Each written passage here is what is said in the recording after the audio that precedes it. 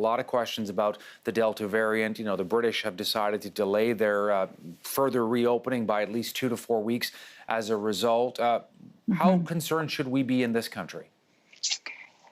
I think that vigilance is required.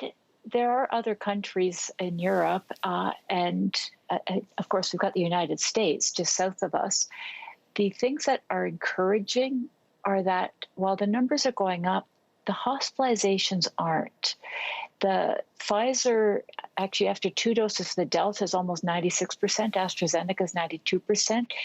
And we're getting about over 80% for both to decrease hospitalizations. So it may be that that's actually why the numbers are going up, but hospitalizations aren't, is because we have enough people in most of these countries, at least with the first dose. So even though the cases are going up, the hospitalizations, we're going to have to start to decouple cases from hospitalizations, because at some point we'll have cases, but with such really minor or insignificant numbers with severe disease requiring hospitalization that the actual numbers will be less relevant.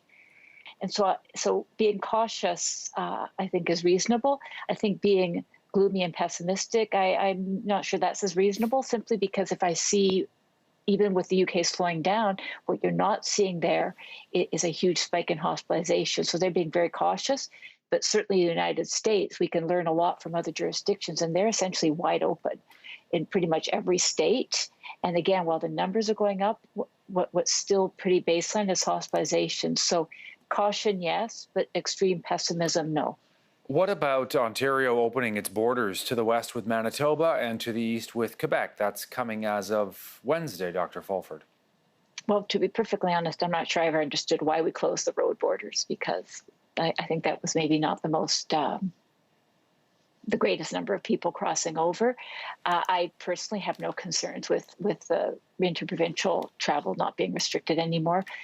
Quebec, Manitoba, Ontario, we're not that different. And really, there aren't that many people on the road. Last question about vaccinations. I mean, you were talking a little bit about how important it is. I mean, you look at the latest numbers for Canada, they're quite impressive. I mean, most provinces are now above 70% of their 12 and older population. Nationwide, we're getting closer to, 66%, 2/3 of the total population, and how that kind of places us for the summer. Extremely well, because what the vaccines do remarkably well is prevent severe disease, hospitalization, and death, which is really what our objective. And that's why a lot of us are saying we need to stop just with the case counts, because they're going to become less and less relevant if there are very few hospitalizations that go with that.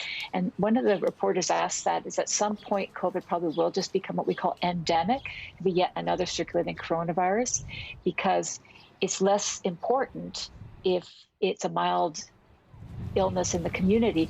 And so the vaccines have been really, really effective at preventing the severe outcomes. And that really should be our goal. And so the fact that so many of us are vaccinated, the adults, which is, and of course it's adults that end up being hospitalized. So the fact that we have almost 74% of adults just in Ontario vaccinated is remarkably good news, because that will have an incredible impact in preventing hospitalizations even after the first dose. So I think it's great news. Dr. Fulford, I appreciate you taking the time. Thank you.